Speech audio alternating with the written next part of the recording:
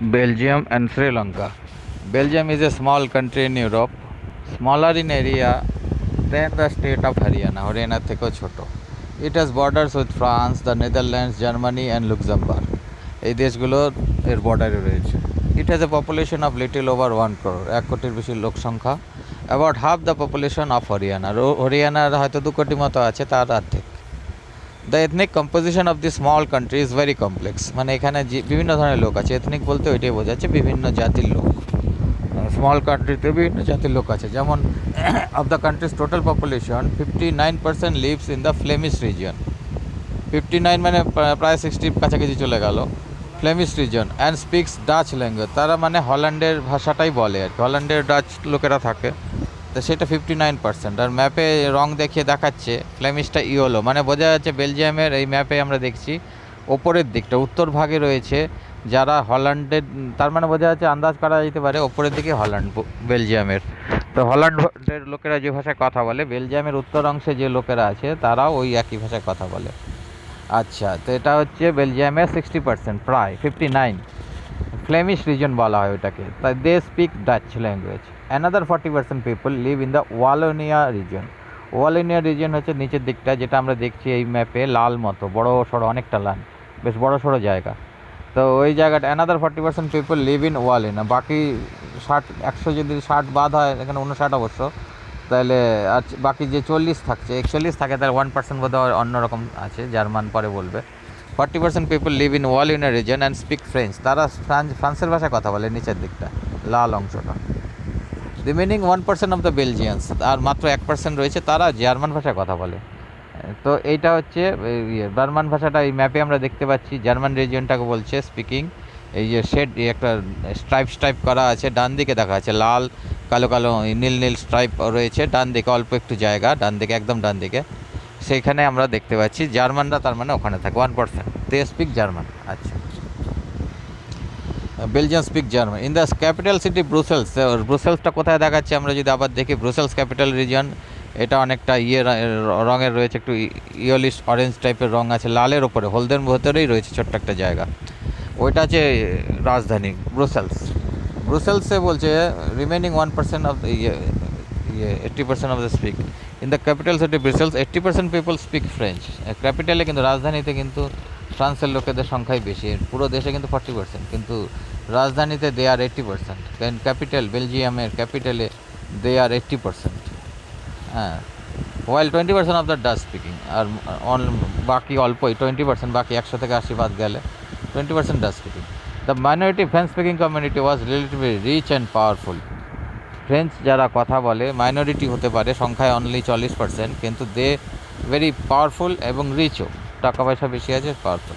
This was resented by the Dutch speaking community. তাতে কী হয়েছে, যারা ডাচ ভাষায় কথা বলে, মানে হল্যান্ডের ভাষায় কথা বলে, and the community who got the benefit of economic development and education much later। মানে এই ইকোনমিক ডেভেলপমেন্ট ডাচ স্পিকিং এলাকায় কিন্তু বেশি ডেভেলপমেন্ট, মানে যা হয়েছে পরে হয়েছে, প্রথমে হয়নি, তার মানে পিছিয়ে আছে, সোজা কথা। French area is more developed. This led to the tension between the Dutch speaking and French speaking community. এতে কী হয়েছে, টেনশন শুরু হয়েছে, যে ডাচের লোকেরা বলছে আমাদের তো ডেভেলপমেন্ট হলো না, আমরা এই সংখ্যায় বেশি, ফ্রান্সের লোকেদের তোমাদেরই ডেভেলপমেন্ট হলো, তোমাদের এতে একটা টেনশন ছিল। And French speaking communities during, কবে হয়েছে এটা, 50s অ্যান্ড 60s, আজ থেকে অনেক বছর আগে, 50-60 সালের নাগাদ। এজ দিয়ে বোঝাচ্ছে 10 বছর, 50s অ্যান্ড 60s মানে 50 থেকে 60, 60 থেকে 70 এরকম। The tension between the two community was more acute in Brussels. এবং এই টেনশনটা ব্রুসেলে আরও বেশি লক্ষ্য করা যেত। Brussels presented a special problem. ব্রুসেলের মধ্যে আরও এক স্পেশাল কোনো প্রবলেম ছিল। The Dutch speaking people constitute a majority in the country. ওরা সারা দেশে কিন্তু ওদের সংখ্যাই বেশি, প্রায় 59 মানে 60-র কাছাকাছি, but a minority in the country, capital রাজধানীতে only 20%। Let us compare this to the situation in another country. এবার আমরা আরেকটা কান্ট্রির কথা আলোচনা করছি, that is Sri Lanka. Sri Lanka is an island nation, একটা আইল্যান্ডের মতো, চতুর্দিকে জল আছে, ইন্ডিয়ার নিচের দিকে আমরা দেখতে পাবো ম্যাপে। ইট ইজ আইল্যান্ড নেশন বলে, কারণ দেশটা আসলে it is a island. Just a few kilometre off the southern coast of Tamil Nadu. তামিলনাড়ুর দক্ষিণ প্রান্ত থেকে কিছুটা দূরে। ইট হ্যাজ আবার 2 crore পিপল, মানে এখানে লোক সংখ্যা 2 কোটি। 1 কোটি ছিল বেলজিয়ামের, এটা 2 কোটি। About the same as in Haryana. হরিয়ানার মতোই একটা দেশটার সাইজটা। Like other nations in the South Asia region, দক্ষিণ এশিয়ার অন্যান্য দেশের মতো Sri Lanka has a diverse population, মানে অনেক ধরনের লোক আছে। কীরকম? The major social groups are the Sinhala speaker, সিংহলে ওখানকার যে ভাষা সিংহলি ভাষা আর কি, সিংহলি ভাষায় কতজন কথা বলে? 74%, মানে very high percentage. And the Tamil speaker, যারা তামিল ভাষায় কথা বলে, দে আর 18%। এবং তামিলস, আবার তামিল ভাষায় যারা কথা বলে, ওয়ার দেয়ার আর টু সাব গ্রুপস, তাদের মধ্যে দুটো গ্রুপ আছে। Tamil natives of the country, অনেকে ওখানেই ওদের বাড়িঘর, ওরা প্রথম থেকে অনেক দিন অনেক জেনারেশন থেকে আছে, they are called natives. Are called Sri Lankan Tamil, তারা হচ্ছে শ্রীলঙ্কার তামিল, তারা হচ্ছে 13%। তাহলে 18 থেকে 13 বাদ গেলে 5%, তাহলে শ্রীলঙ্কান তামিল নয়। The rest whose forefathers came from India, যাদের হয়তো বাবা বা দাদুর বাবা এরকম আর কি অনেকদিন আগে, four father came from India, তারা ইন্ডিয়া থেকে এসছে। কেন? অ্যাজ এ প্ল্যান্টেশন ওয়ার্কার, তখনকার দিনে খুব চাষবাসের জন্য লোকের দরকার হতো, বিশেষ করে চা কফি এইসব যে চাষ হতো, রবার প্ল্যান্টেশনের এইসব জন্য ব্রিটিশ আমলের অনেক দিন আগে, তখন তাদেরকে নিয়ে আসা চলে অ্যাজ এ ওয়ার্কার, তারা ওখানে থেকে গেছে। দে আর কল্ড ইন্ডিয়ান তামিলস, না called Indian Tamils worker during colonial period, colonial মানে British period, and they are called Indian Tamil, they are 5%। As you see from the map, এই যে ম্যাপ একটা রয়েছে, এই ম্যাপটা, দিস ইজ দ্য ম্যাপ। এই ম্যাপে আমরা দেখতে পাচ্ছি এথনিক কমিউনিটি শ্রীলঙ্কা, সিংহলিস হলদে রঙটা, মানে প্রায় পুরোটাই মাঝখানের। আর ওপরের দিকে অরেঞ্জ কালারে যেটা শ্রীলঙ্কার তামিল রয়েছে ওপর দিকে রয়েছে, আর ডান দিকটা পুরোটা রয়েছে ইস্ট কোস্টে, কারণ ডান দিকে সমুদ্র, চতুর্দিকে আয়ারল্যান্ড নেশন। কলম্বো বাঁ দিকে রয়েছে, ওখানেও রয়েছে কিছু তামিল। আচ্ছা, ইন্ডিয়ান তামিলরা কিন্তু রয়েছে মাঝখানটায়, দেশের মাঝখানে কিছু এলাকায় রঙটা দেখাচ্ছে। আর মুসলিম ডট ডট ডট ডটগুলো বলছে মুসলিম, ওখানে কিছু মুসলিম লোক আছে যারা মুসলিম আর কি। আচ্ছা, তারপর কি আমরা পড়বো? এথনিক শব্দের মানেটা আমরা দেখে নিচ্ছি। A social division based on shared culture, social division মানে একটা গ্রুপ যাদের একটা নির্দিষ্ট কালচার থাকবে। এথনিক মানে এক নির্দিষ্ট culture. People belonging to the same ethnic group believe in their common descent, তারা মনে করে একই তাদের ছিল আর কি, অরিজিনটা একই আর কি, তাদের পূর্বপুরুষরা একই ছিল। Descent because of similarities of physical type, তারা দেখতে অনেকটা একই রকম হবে। Or of culture or both, কালচারটা দেখতে এক হবে বা কালচারটা এক হবে, বা দুটোই হতে পারে, কালচারও এক হতে হবে, দেখতেও এক।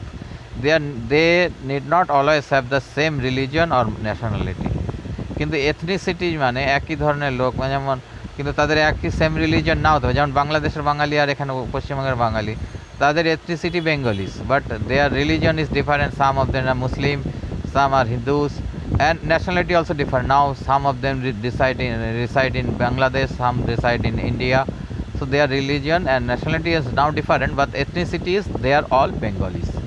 Their same culture, their language is also similar, same language almost, তো এইরকম আর কি এথনিসিটির ইয়েটা হচ্ছে এইটা।